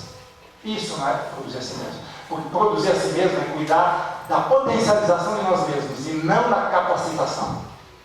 Não precisamos nos capacitar, não somos aleijados, não nos falta nada. Agora, a gente se potencializa ou se despotencializa, dependendo do modo de vida que... E então a escola estimula e investe em modo de vida. A psicologia também é cúmplice desse modo de vida. Tá? Então, saúde mental e corporal e educação depende de que saúde, né, a gente imagina que é a saúde. O que é a saúde? A saúde é a norma? A saúde é o normal? Vocês devem ter, se não me engano, Adriana, na sua matéria você passa o Canguilhem aqui, não passa? Normal e patológico. É muito interessante se questionar essa zona. O que é o normal? O normal, a norma, é um refinamento da lei. Ela vem depois dos velhos regimes de soberania, a sociedade disciplinar, disse que a norma é mais importante ainda do que a lei. Porque a lei é uma proibição, mas a norma já diz o que você faz, o que você deve fazer. A lei simplesmente diz: não faça isso, mas ela não diz o que você deve fazer. A norma diz. A norma é mais rica, é mais cheia de variações, e a norma é permanente. A lei é só eventual, quando você infraciona ela aparece. A norma não, é o tempo inteiro. E a norma é previdente, ela previne. Né? Por isso o valor da norma, por isso que a gente gosta tanto da norma, porque nós somos perigosos, nós somos cheios de intensidades, se somos seres de intensidade, não temos a menor intenção. Então justamente porque você não tem intenção, no fundo você é um mal intencionado. Ora, mas eu não tenho intenção, justamente, você deveria ter uma boa intenção. Né? A ausência de intenção não pode ser outra coisa senão a má intenção para o moralista. Então a norma é fundamental para combater esses maus intencionados. Esses virtuais criminosos, virtuais loucos, virtuais ignorantes, virtuais perversos, virtuais isso, virtuais aquilo. Né? Mas vai ter um momento que a sociedade vai estar tão bem arrebanhada e controlada que a própria norma vai virar obsoleta. Nós já estamos nesse momento. É um momento em que o desejo vale mais do que o dever. Agora nós somos uma sociedade gestora de desejo. E é isso que a gente chama de biopolítica. E a gente até já sabe o pouco termo, biopolítica e biopoder. Então, biopoder não, biopolítica assim, vamos gerir a vida. Para que a vida seja vida. Que vida? Né? A vida reativa, a vida de rebanho, a vida sem intensidade, a vida normal. Não é a vida normal, é a vida das curvas de normalização, diria Foucault. É a vida que se vive numa sociedade de segurança, ou a vida que vive numa sociedade de controle. Né? Não precisamos mais de Estado, de polícia, de lei, nem mesmo de norma. A normalização já se manifesta como dominante. Vamos gerir o desejo. Não mais o não, nem mais o dever ser, mas o sim do desejo. Eu quero isso, muito bem. Eu quero aquilo, muito bem, vamos gerir o seu desejo. E vamos criar meios para que os desejos se desenvolvam e tenham muito prazer. E quanto mais isso acontece, mais os negócios vão bem. Né? E que desejo é esse? Esse desejo é sempre o velho desejo de eunuco, o desejo fundado na falta. Aquele desejo que a própria pastoral cristã inventou. Aquele desejo. É aquele desejo que só é desejo porque já aniquilou o essencial de si mesmo. É o desejo que pode ser desejado. É aquele desejo de a minha liberdade vai até onde começa do outro. É esse desejo. Então, na verdade, eu nessa minha fala não tenho a menor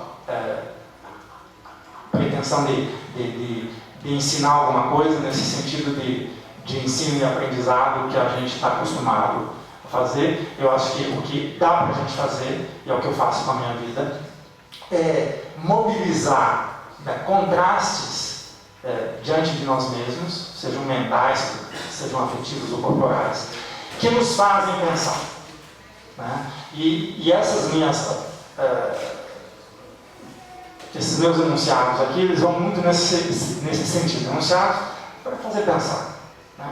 Porque o que não tem, de fato, é uma verdade a se chegar. Não que não tenha realidade. É justo o contrário. Para que a gente atinja a autenticidade da realidade, é preciso começar a desinvestir as verdades.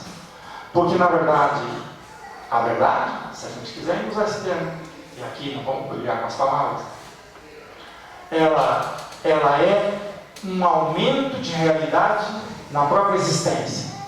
Isso que seria o critério, o princípio de realidade. Usou-se sempre um princípio de realidade para excluir muitos que, na verdade, eram mais reais e mais potentes do que a maioria dos homens. É furioso, é louco, é isso e aquilo. Mas, na verdade, o critério de realidade é a intensidade e não a normatividade. Não delira o intenso. Né? Até delira, mas ele não é vítima do delírio. Né? Agora, o normal, sim. A normalidade é um delírio instituído. É um delírio normatizado. O normal é um delírio normatizado. E a normalização é uma vontade de institucionalizar um delírio que é percebido como verdade. Então, eu acho que é fundamental a gente começar a se questionar o princípio da realidade que leva a gente a definir o que é doença e o que é saúde mental. O que é doença e o que é saúde corporal. O que é um comportamento normal e um aprendizado normal, ou um aprendizado que não tem atenção, que tem excesso disso, excesso daquilo, que precisa de uma atenção especial. Porque no fundo, as escolas continuam sendo instituições de sequestro. Eu tive a ocasião de frequentar algumas instituições escolares com o projeto Cinema Nômade, que a gente recebeu um patrocínio do PROAC, e eu comecei a levar isso para as escolas. Para crianças de 6, 7, 8, 9, 10 anos do Fundamental 1, para de 11, 12, 13, 14 anos do Fundamental 2, para alunos do EJA. Tá? E o que a gente encontra lá? É um desastre. É um desastre. No céu, 3 pontos, só para dar um exemplo. Eu encontrei aqui lá. Encontrei gente que, segundo o diretor cultural que ajudou a organizar o evento, né, meninos de 11, 12, 13 anos que não tinham nem a concentração, nem a atenção para cantar uma menina, ele me disse. Nem para jogar bola. Ah, eu quero jogar bola. Chega lá, nem bola joga. Nada faz direito. Onde estavam essas crianças antes? Olha, diz ele, aqui tem desde o berçário, desde 6 meses de idade. Ficam direto. Eu disse, é incrível. Então, nós acreditamos que o mal está dentro do homem. Porque aquelas crianças, aos 10, 11, 12 anos de idade, viravam praticamente lixo. Aquilo que o solitário anônimo atesta dele mesmo aos 50, 60 anos de idade, aquelas crianças já são, com 8, 9, 10, 11, 12 anos de idade, são lixos. Não que estejam dizendo que elas são isso, mas a prática delas, o que sobra para elas, a maneira como elas agem, como funcionam. E os professores, moralistas, muito mais doentes. Por que será? Porque são cúmplices disso tudo, eles não são vítimas. Essa coisa de dizer que professor é vítima é muito esquisito. Muito esquisito. Professor, diretor, coordenador de ensino estão lá violentando a vida. Em nome do poder, da autoridade, dos saberes estabelecidos, em nome do bem. Sabe? Então eu vi isso em várias escolas, eu nomeio um monte para vocês. José Dias, Onofre, Jardim Ângelo, sei lá, vários, Heliópolis, onde vocês quiserem. Tá tudo aí agora, o sistema de educação funcionando. Os professores não têm controle, mas controle de quê? É para controlar o quê exatamente? Não, são as testes, esses meninos são as testes. Sabe? É muita hipocrisia, muito distrato. E é essa educação, então é essa psicologia que vai intervir nessas escolas. O que a psicologia vai fazer lá? Vai fazer análise institucional, mas a instituição é a instituição de sequestro, não esqueça o que o Foucault falou. E a instituição é secundária em relação ao campo de força social. A instituição não é primária, a instituição já é efeito, já é mecanismo de fabricação de almas e de corpos. Que almas e de corpos? Quebrados. Almas e corpos quebrados. Para quê? Para chegar aos 18, 19 anos eles se arrependerem igual o filho pródigo. Aí eles vão se tornar homens de bem. Não se preocupem, vão mesmo. Está tudo certo. Com 18, 19, 20, 22, 25 anos, eles vão se cansar. Mas aí a vida já vai estar rendida neles. Isso, o pior não é eles serem bandidos, loucos, drogados. O pior é eles virarem homens de bem. E eu não falo isso, olha, com a mais profunda honestidade, eu não falo isso para chocar, sabe? Porque a pior coisa que pode acontecer a um homem é virar homem de bem. É virar esse homem que acredita no mal, que acredita que tem que controlar as forças intensivas do outro e de si mesmo, sabe? Que acredita que tudo vai dar certo porque crê nas formas. E se as formas estão erradas, vamos fazer uma forma melhor. Tipo Sócrates, que bebeu a cicuta porque a lei ordenou. Mas aquela lei é injusta, Sócrates. Mas a lei é representante do bem. Se essa lei é injusta, uma hora ela vai ser justa. Inclusive a minha morte vai servir para fazer leis mais justas. Porque eu fui injustamente condenado à morte. Essa crença na forma é uma descrença na vida. Então, é isso. Não adianta a gente querer reformar as escolas. Se o que vocês querem, se tiver gente aqui que quer reformar escola e acha que a psicologia está a serviço disso, eu acho que a minha fala aqui foi uma decepção absoluta e tomara que tenha sido, porque é para decepcionar mesmo, porque eu acho isso um descalabro, eu acho isso uma hipocrisia, usar a psicologia para isso, a prática da psicologia para isso. A psicologia, ela deve encontrar a potência do seu objeto, que é a mente. Porque a mente pode, nós nem sabemos, dizem que nós não sabemos nem sequer o que o corpo pode, aí ficamos dizendo que a consciência pode controlar o corpo, fazer isso, mandar no corpo, decide por isso, decide aquilo, mas nós nem sequer sabemos o que o corpo pode e muito menos o que a mente pode. Ah, mas a mente não é consciência? Não, a mente não é consciência. A consciência é sempre um efeito em nós. Então, não tem nenhum sujeito em mim que é a mente que pensa. Isso não existe. O que é a mente? A mente já é o acontecimento do pensamento em mim. Não é um substrato que pensa. Então, eu não vou investir em educar um substrato que pensa. Eu vou criar um meio pensante. Aí sim a criança vai pensar e vai ver se não vai ter concentração e desejo intenso das crianças lá, criando e inventando a realidade. Não, mas essa educação não interessa. Nós somos de mundos diferentes. Eu é que não vou reformar a educação nenhuma e não vou colaborar. Ao contrário, eu acho que a gente deve se tornar destruidor com alegria.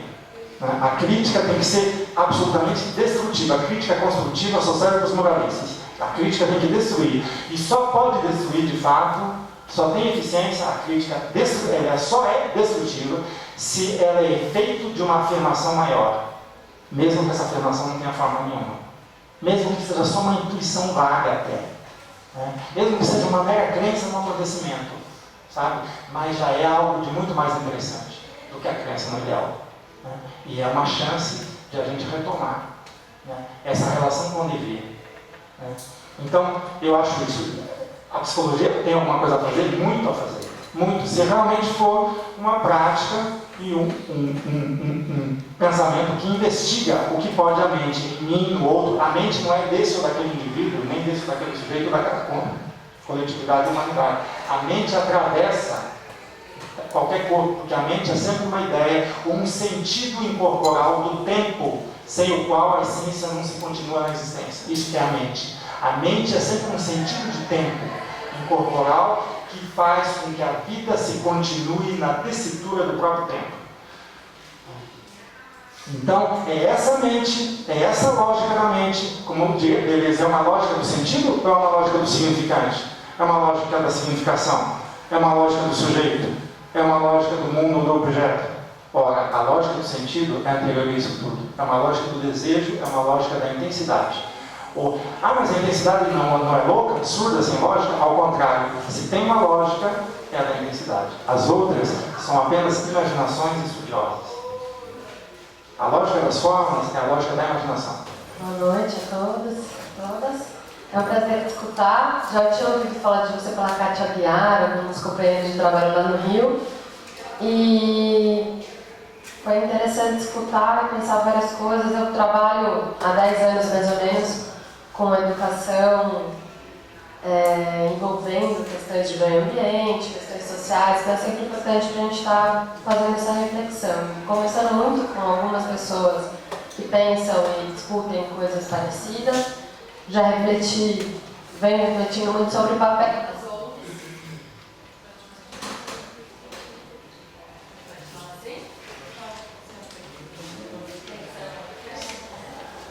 Se quiser.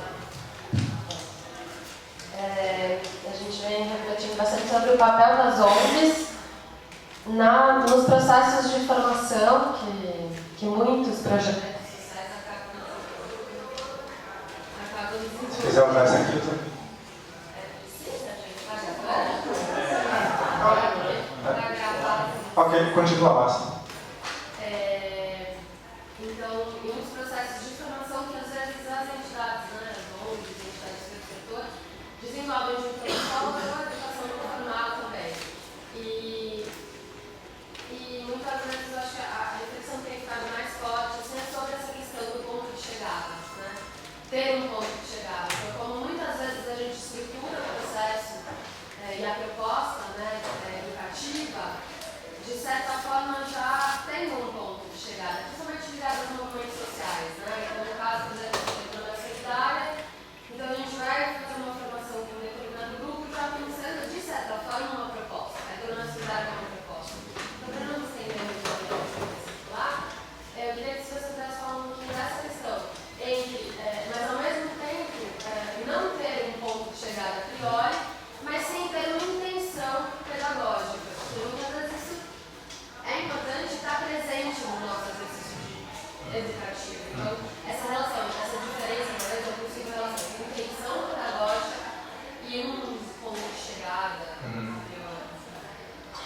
existe hoje em dia um certo cultivo, isso já é antigo, mas agora está em voga novamente, sempre vai bem, a questão da desescolarização.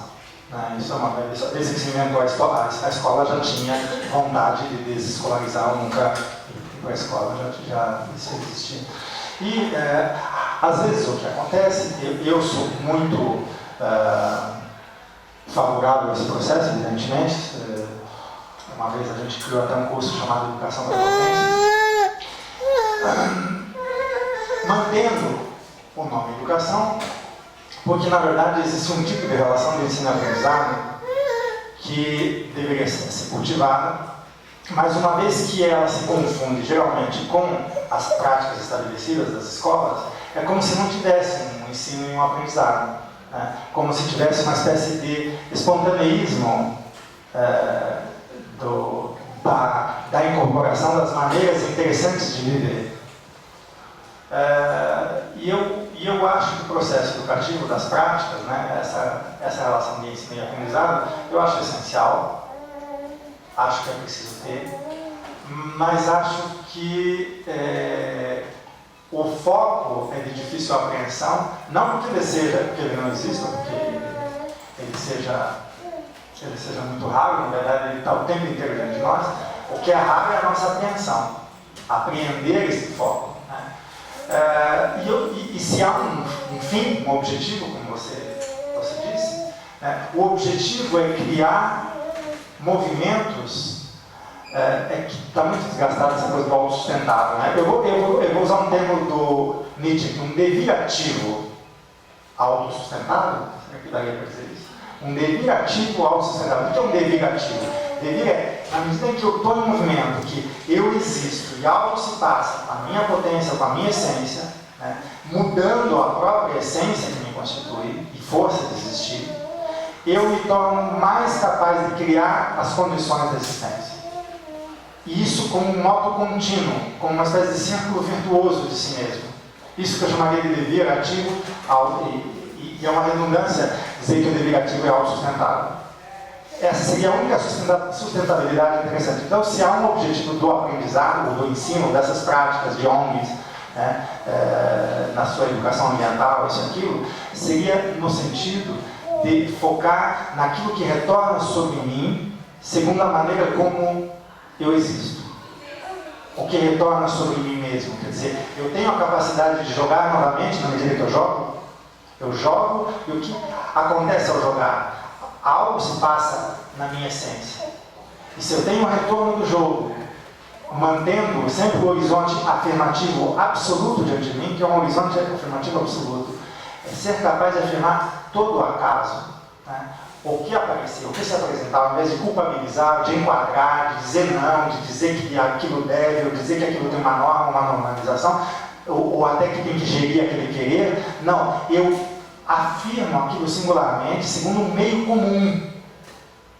Como atingir o meio comum? Ultrapassando o universal. E como eu ultrapasso o universal?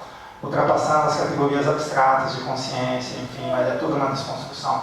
Porque o meio, na verdade, nunca é neutro igual ao universal. O meio é incendiário, o meio é ativo, o meio é afirmador, o meio é desejante. O comum é desejante, o comum não é neutro. Essa ilusão justicialista, né, de que o comum, que a lei é neutra, né, e que aplaca as partes e as paixões, isso é uma estupidez, é um desperdício. Então, encontrar um meio intensivo, esse é o meio ambiente que o homem não encontra nem no ambiente, nem no social, nem na psique. É um meio ambiente comum ao ambiente, ao social e à psique. É um meio intensivo, um meio desejante. Esse meio desejante como horizonte de mim mesmo, é esse o aprendizado que eu tenho que ter. Será que a gente é capaz de fazer esse aprendizado? Eu acho que é. Né? Ensinar e aprender isso, porque isso sim é autonomia. Na medida que eu encontro o comum, né, quanto mais eu encontro o comum, mais eu me singularizo. Quanto mais eu me singularizo, eu sou mais capaz de criar a realidade. E quem cria a realidade não toma, não violenta, não se apodera, ao contrário, é uma vontade dadivosa, oferece, é generoso, cria valor, não precisa de valor, não toma valor, não se agarra a valor, ele inventa o valor. Ele inventa aquele valor sem o qual a vida dele não seria ativa, né? Intensa, autossustentável, fonte de geração de realidade. Eu acho que isso é fundamental. E eu acho que o risco da desescolarização, se existe algum risco, é cair num certo espontaneísmo. Eu não acredito no espontaneísmo. Existe o rigor do espontâneo, mas não em espontaneísmo. Eu não acredito. Não é deixa a vida me levar igual o Zeca Pagodinho. Acho que isso é uma besteira, uma bobagem imensa, né? Isso é para quem é passivo. A vida, eu me levo com ela. Ela não me leva, né? E quem leva essa vida, né, comigo, ou essa vida que me leva, né, isso que me comanda, é um horizonte impessoal, mas também não é universal porque é impessoal. Ele é singular e coincide no encontro com esse comum que afirma a minha diferença. É difícil? Eu disse, eu acho que o que é mais difícil, na verdade, é a gente entregar a nossa vida para um melhoramento moral. Eu acho que isso é um sacrifício completamente dispensável e é a coisa mais difícil que o homem acaba fazendo com ele mesmo, né? Porque ele está impedido para fazer isso. Eu não sei se te respondi, mas enfim, eu acho sim que é muito importante ter um critério de ensino-aprendizado, um foco, mas esse foco não é um finalismo, não é um objetivo. O objetivo é o retorno sobre si. E sobre um si que não é o eu, que não é o sujeito, que não é a pessoa. É um si que é uma potência de existir.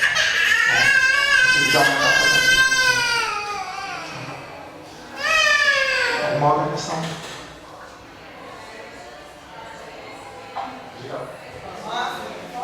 Diga você. Meu nome é Raíssa, sou recém-formada hoje. Ultimamente eu tenho muitos debates, não só da digitalização da escola, mas também da questão da sexualidade. Crianças, principalmente no início da adolescência, se mostrando transgêneros, vestindo outras roupas. Aí eu queria saber, na sua visão, dentro dessa instituição, dessa coisa normativa que a gente está, quais seriam outras opções, como indivíduo, psicólogo, você acha que deveria para a gente ver assim, hoje em dia teve uma proposta, no CRT desse debate com os transgêneros, eles fizeram uma proposta de implementar aulas sobre sexualidade em todos os cursos que venham a lecionar em escolas. Aí eu não sou da USP, não sei contar exatamente o que aconteceu, mas eu fiquei sabendo do debate da SAI. E o cara veio de SAI, o professor falou merda, e teve toda uma repercussão, veio de SAI, mas foi bem legal. Aí você pensa que o cara que está numa instituição, você falou, algumas pessoas acham que é maior local do pensamento, ter essa impressão. Então, como que uma pessoa conseguiria lidar com a educação, lidar um pouco longe dessa norma mais fechada, mais moralista, sendo que os próprios ensinadores disso são mais fechados ainda? Eu acho que é uma questão bem complexa, mas tem algumas linhas simples. Que, assim, em primeiro lugar, a sexualidade não tem gênero. Gênero é uma dimensão gramatical. Existe um aspecto biológico, reprodução óbvia. Eu acho que a discussão de gênero, transgênero, isso e aquilo, é uma discussão secundária em relação ao uso que se faz disso. O problema é o uso que se faz disso. O uso de poder, e o uso normativo, o uso de controle. Eu acho que aqui mora o problema, porque na verdade sexo tem N sexos, nós não somos nem masculinos nem femininos, existe N sexos em nós. O que é essa coisa também, o que é sexo, o que é sexualidade, inventou-se o sujeito que se Foucault no século XIX, nem existia sexualidade. Mas não se praticava sexo? Claro que se praticava, mas a sexualidade como objeto, isso não existia um dispositivo, na verdade, um dispositivo de poder, de controle, de desejo e tal. Um regime de prazeres. Então, o que se passa, na verdade, é o uso, que é feito com o objetivo de controle. E, por outro lado, existe uma mistificação. Né? Você vê as crianças que nem se sabem direito o que são, já querendo experimentar o que não pode ser. Né? Ah, então essa menina vai ser menina, essa menina vai ser menina, porque está na moda, no certo sentido. Então, existe uma inflação dos dois lados. Uma inflação no sentido de uma curiosidade, né? Que eu acho que, num certo sentido, é muito bem-vinda, né? Mas existe muito artificialismo, né? Existe uma espécie de inflação de investimento nisso, porque, de alguma maneira, isso expõe o desejo a vários regimes de controle. Então, é muito interessante o capitalismo inflacionar isso. E, por outro lado, a sua máquina de segurança. Tem uma hora que... Mas nenhum casamento gay vai ameaçar o capitalismo. Ameaça uma certa classe média moralista que não é dominante por capitalismo. A moral para o capitalismo ela não é essencial, ela é apenas um instrumento. Então, mesmo que a classe média mais moralista grite e berre, essa questão é completamente secundária. Na verdade, é um regime de propriedade que está em questão, na questão do casamento gay ou não, dos transexuais, dessas práticas, da questão da reprodução. A coisa é muito mais complexa, na verdade, né? Mas é muito contrastante o uso de poder que é feito disso, né? Desde as religiões, as morais, as famílias e mesmo a questão do mercado. O mercado, claro, adota uma posição muito mais liberal, que é muito mais interessante. Mercado. No entanto, o mercado é feito por pessoas que são mais duras, mas num certo momento o mercado obriga as pessoas a flexibilizar. Então, quer dizer, a flexibilização por interesse de mercado é completamente falsa. É um cinismo ainda maior. Não é um cuidado da vida. Então, não basta dizer eu sou a favor de todas as tendências sexuais. A questão é o que acontece com a tua vida na medida em que você investe essa ou aquela tendência ou você experimenta isso aqui. Esse cuidado vai muito além da moral. É uma questão ética. E muitas vezes a gente abre e incentiva meios para que as pessoas experimentem de um modo tal que elas viram um trapo, viram dependente. E aí tem outras forças que vão se aproveitar disso. Então, esse cuidado não é dizer sim ou não. É o cuidado para que aquilo que você experimente te deixe mais forte, te insira no dever ativo. Eu acho que aqui está um critério ético e não moral. E aí ultrapassa as questões dos vários interesses espúrios que tem por aí. Enfim, é só uma linha de pensamento.